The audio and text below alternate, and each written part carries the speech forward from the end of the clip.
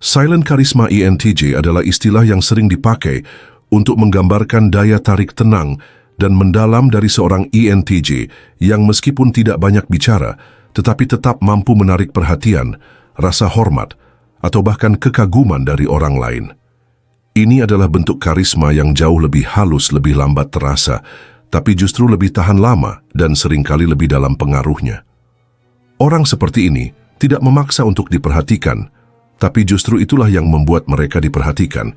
Mereka yang diam namun tajam dalam tatapan, jelas dalam gerak dan tegas dalam bersikap, akan berdiri di luar keramaian.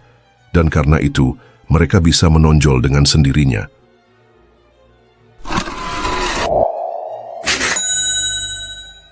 Individu ENTJ merupakan salah satu tipe kepribadian yang paling strategis, independen, dan visioner. Mereka jarang bicara untuk sekadar basa-basi. Setiap kata mengandung makna, setiap tindakan memiliki tujuan. Mereka tidak mencari perhatian, tapi mereka mengundang perhatian melalui ketegasan yang tenang dan otak yang tajam. ENTJ memiliki kemandirian pikiran, wawasan jangka panjang, kejernihan logika, hingga energi yang terfokus. Mereka tidak mudah dipengaruhi oleh tren atau opini mayoritas, mampu melihat pola besar, bisa menilai situasi tanpa bias emosional berlebih, serta bisa memusatkan kekuatan pada satu tujuan tertentu. Semua ini menyatu dalam diam, tapi diam yang berisi kekuatan intelektual, visi, dan kontrol diri. Daya tarik mereka berasal dari disiplin dan integritas. Silent Charisma pada ENTJ bukan hasil dari pesona yang dibuat-buat. Itu adalah hasil dari disiplin internal, penguasaan diri, dan konsistensi nilai. Orang-orang secara bawah sadar merespon seseorang yang tidak butuh validasi, tidak bergantung pada opini orang, tapi tetap pasti, jujur, dan autentik dalam tindakan. Dalam dunia yang penuh kepalsuan dan pencitraan, keaslian menjadi daya tarik yang cukup besar. ENTJ tidak memoles dirinya untuk disukai, mereka hanya menjadi versi terbaik dari diri mereka sendiri secara logis, strategis, dan efisien. Dan dampaknya itu menimbulkan rasa percaya meski mereka tidak banyak bicara. Karena ENTJ tidak banyak bicara, mereka mengirimkan sinyal sosial lewat bahasa nonverbal, seperti tatapan mata yang tajam namun tenang, seolah bisa membaca niat orang lain, gerakan tubuh yang hemat tapi penuh makna, nada bicara yang netral namun tegas, serta keheningan yang tidak canggung tapi justru membuat orang lain merasa penasaran, seolah-olah mereka hidup dengan kesadaran penuh akan keberadaannya, dan itu membuat orang lain merasa bahwa mereka berhadapan dengan sesuatu yang berbeda dari kebanyakan manusia lainnya. Daya tarik eksistensial mereka adalah kekuatan dalam isolasi. Mereka tidak bergantung pada sorotan sosial. Mereka tumbuh dan berkembang dalam isolasi yang produktif, dan ketika akhirnya mereka muncul ke permukaan sosial, mereka seperti pedang yang sudah diasah bertahun-tahun dalam kegelapan, tajam, tenang, dan mematikan secara intelektual.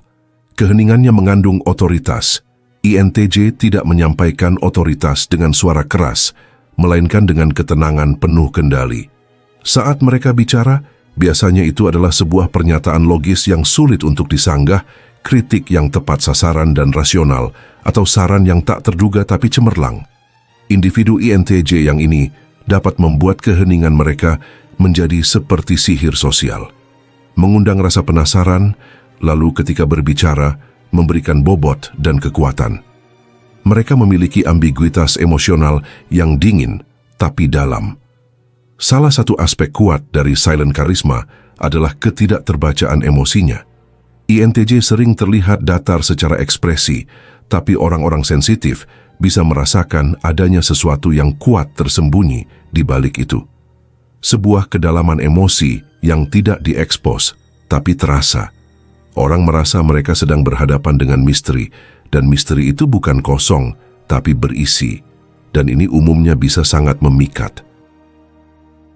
Dari sudut pandang sosial dan psikologis, Silent Charisma bekerja karena 3 alasan utama: efek inferensi, efek rarity, dan efek stabilitas. Orang akan mengisi kekosongan informasi dengan asumsi positif jika seseorang tampak percaya diri dalam diam. Semacam ilusi. Dia tidak banyak bicara, pasti dia tahu sesuatu yang penting. Dalam dunia yang bising, keheningan adalah kelangkaan, dan segala yang langka menjadi berharga. INTJ tidak murah, mereka tidak mudah diakses sehingga daya tariknya meningkat.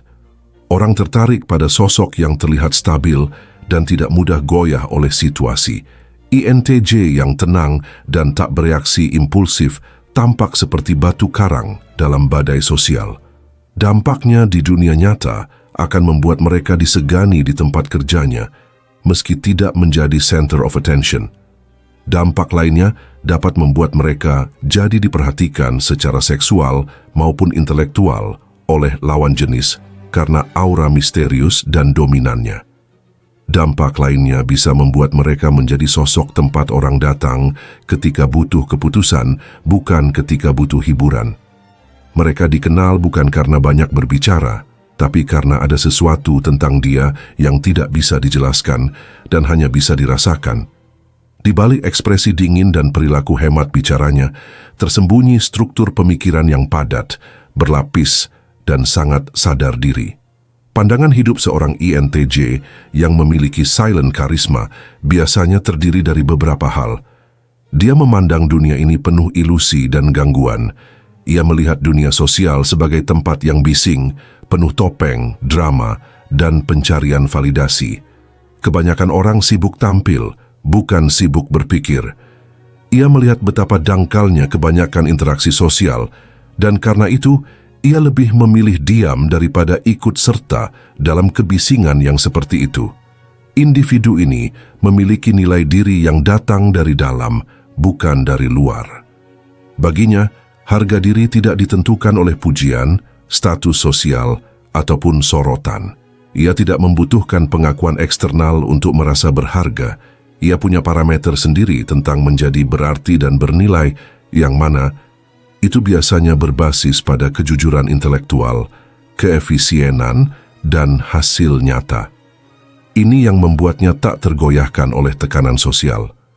Ia tenang karena tahu ia berdiri di atas fondasi dalam dirinya sendiri. Ia juga setuju bahwa kebenaran itu penting, tapi tidak semua orang mencarinya. Ia sadar bahwa banyak orang lebih suka kenyamanan daripada kebenaran, maka ia tidak tertarik membuang energi untuk meyakinkan semua orang. Ia hanya akan berbicara ketika lawan bicara cukup terbuka atau cukup layak untuk mendengarnya.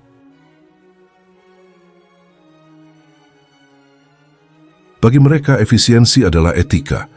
Bagi dia, bicara tanpa arah, emosi yang tak terkontrol, atau keputusan impulsif adalah bentuk pemborosan energi hidup. Diam adalah bentuk efisiensi, dan dalam diam itu dia mengasah strategi, membangun pemahaman, atau merenung dalam kerangka sistemiknya. Mereka memandang manusia sebagai makhluk yang bisa dimanipulasi, maka waspadalah. Ia melihat realitas sosial seperti papan catur. Ia tahu orang bisa termakan emosi, bisa digiring oleh narasi, atau bisa terjebak oleh kepalsuan. Karena itu, ia menjaga jarak secara emosional, bukan karena dingin, melainkan karena waspada. Maka ia memilih tenang, netral, dan analitis. Dan pada dasarnya, mereka memang mampu mendominasi secara intelektual tanpa perlu kekerasan.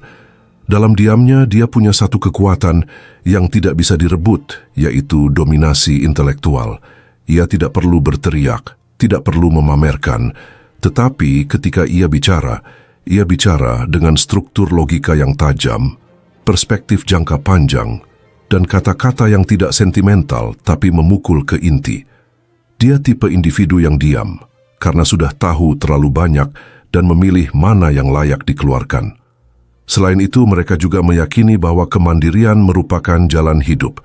Ia bukan sekadar introvert saja, ia juga merupakan self-sustaining being, yakni makhluk yang bisa hidup dari pemikirannya sendiri, ilmunya sendiri, dan visinya sendiri. Karena itu ia jarang mengejar keramaian atau menjadi bagian dari kelompok hanya demi ikut-ikutan. Secara psikologis, INTJ hidup dari pola-pola dalam pikirannya. Mereka melihat ke dalam dan membangun visi masa depan berdasarkan pemahaman mendalam yang tidak kasat mata. Fungsi introverted intuition-nya membuat mereka jadi individu yang kontemplatif, strategis, dan sangat sadar akan struktur makro kehidupan. Secara sosiologis, INTJ dengan silent charisma biasanya adalah hasil dari kekecewaan terhadap dangkalnya pergaulan sosial modern. Mereka mengalami, menganalisis, lalu memilih menjauh dan menyusun realitasnya sendiri. Secara filosofis, mereka memiliki keinginan akan integritas eksistensial. INTJ ingin hidup yang bermakna, bukan sekadar bahagia, melainkan otentik, berguna, dan konsisten dengan nilai-nilai yang dimilikinya. Makanya, mereka tidak mau menjual jati diri mereka demi penerimaan sosial. Mereka lebih memilih sunyi, asal jati dirinya utuh. Secara spiritual, bagi yang religius, merasa bahwa tanggung jawab dirinya bukan hanya kepada manusia, melainkan kepada sesuatu yang lebih tinggi, yaitu Tuhan, kebenaran mutlak, atau prinsip moral abadi. Karena itulah, ia tidak tertarik untuk bermain peran demi penilaian orang lain. Hidup ini panggung ujian, bukan arena hiburan. Kesimpulannya, silent charisma INTJ adalah manifestasi dari kekuatan yang tidak dipertontonkan, kecerdasan yang tidak dipamerkan, dan kehadiran yang tidak dideklarasikan. Ini adalah bentuk karisma kontemplatif, strategis, dan eksistensial. Sebuah pancaran daya tarik yang lahir dari keutuhan batin dan kejernihan visi. INTJ tidak butuh menjadi pusat sorotan, tetapi jika mereka berjalan ke ruangan dan berbicara dalam satu kalimat, seluruh atmosfer bisa berubah. Mereka adalah penguasa senyap di dunia yang ribut. Tipe kepribadian yang ini seperti cermin gelap. Ia memantulkan realitas, tetapi tidak langsung terbaca. Ia menarik bukan karena ia ingin menarik, tetapi karena ia tak bisa digoyahkan oleh apapun selain oleh nilai-nilainya sendiri. Ia memilih menjadi frekuensi sunyi, tapi dalam sunyi itu terkandung struktur, prinsip, dan kekuatan yang tak mudah ditandingi.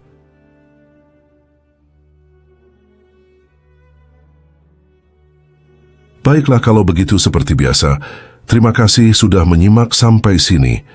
Jangan lupa subscribe Jeda Sibuk. Nantikan pembahasan saya selanjutnya.